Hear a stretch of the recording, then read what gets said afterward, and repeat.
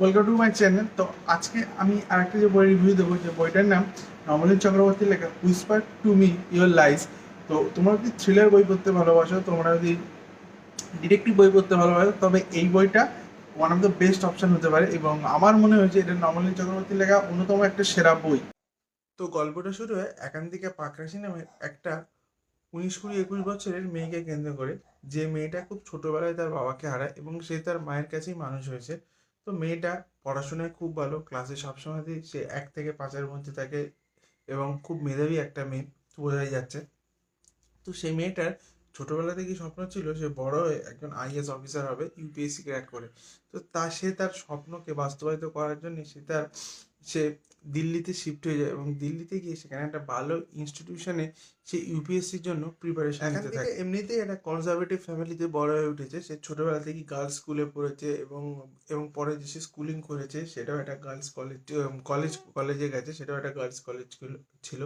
তো স্বাভাবিকভাবেই একান্তিকা তারই সম্পর্কের ব্যাপারটা তার মায়ের কাছ থেকে পুরোপুরিভাবে চেপে যায়।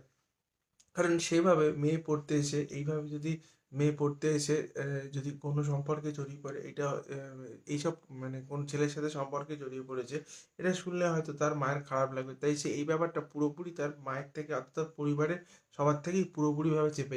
একান্তিকা ফাইজান এবং দুজনে লিভ ইন রিলেশনশিপে থাকতে শুরু করে। এরই মধ্যে ফাইজান ডিসিশন নেয় যে সে ইউপিএসসি থেকে সরে আসবে, কারণ সে অলরেডি অনেকবার ইউপিএসসি দিয়েছে এবং সে কোনোভাবেই ইউপিএসসি ক্র্যাক করতে পারেনি। তো বেসিক্যালি ফাইজান একজন ভালো ইঞ্জিনিয়ার, তার ভালো ইঞ্জিনিয়ারিং ডিগ্রি রয়েছে। সে ঠিক করে সে ইউপিএসসি ছেড়ে সে তার কোর ফিল্ডেই চাকরি করবে এবং সে চাকরিও খুঁজতে থাকে এবং খুঁজে খুঁজে সে দিল্লি থেকে বেশ খানিকটা দূরে গুরুগ্রামে একটা চাকরিও পেয়ে যায়। এবং দুজনই, অর্থাৎ একান্তিকা এবং ফাইজার, এই দুজনই গুরুগ্রামে শিফট করে যায়। দুজনের জীবন ঠিকঠাকই চলছিল, কোনো প্রবলেম ছিল না।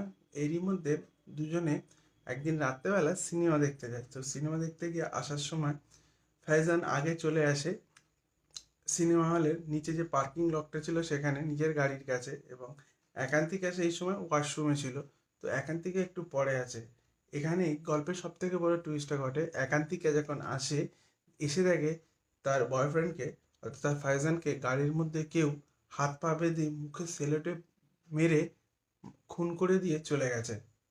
এরপরে একান্তিকা পুলিশে কমপ্লেন করে এবং পুলিশ ইনভেস্টিগেট করতে গিয়ে দেখতে পায় প্রায় আজ থেকে অনেক বছর আগে, 1996-1995 নাগাদ, এইভাবে হাত পা বেঁধে সেলোটেপ লাগিয়ে খুন হতো।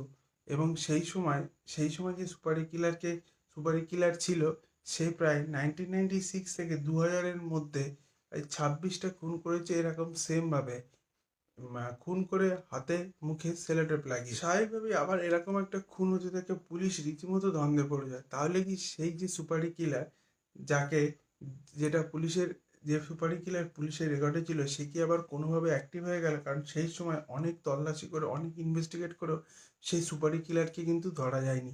তো এরপরে ফাইজান, যার কথা বললাম যে একান্তিকার বয়ফ্রেন্ড, সে খুন হয়। এবং তারপরে ফাইজানের যে প্রথম একটা সম্পর্ক ছিল, যে মেয়েটার নাম ছিল নাগমা, সেও খুন হয়।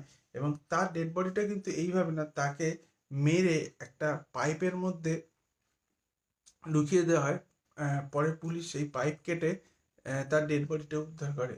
এবং এইটার পরে আরও বেশ কয়েকটা খুন হয়।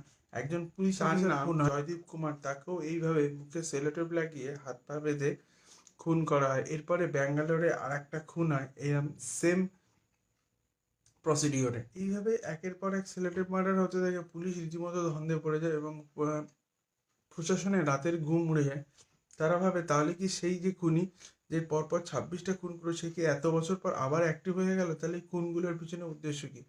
আমি হলপ করে বলতে পারি, তোমরা যদি বই পড়তে ভালোবাসো এবং এই বইটা তোমাদের মানে জাস্ট মানে চোখের পাতা ফেলতে দেবে না, এত ভালো সুন্দর করে লিখেছেন লেখক।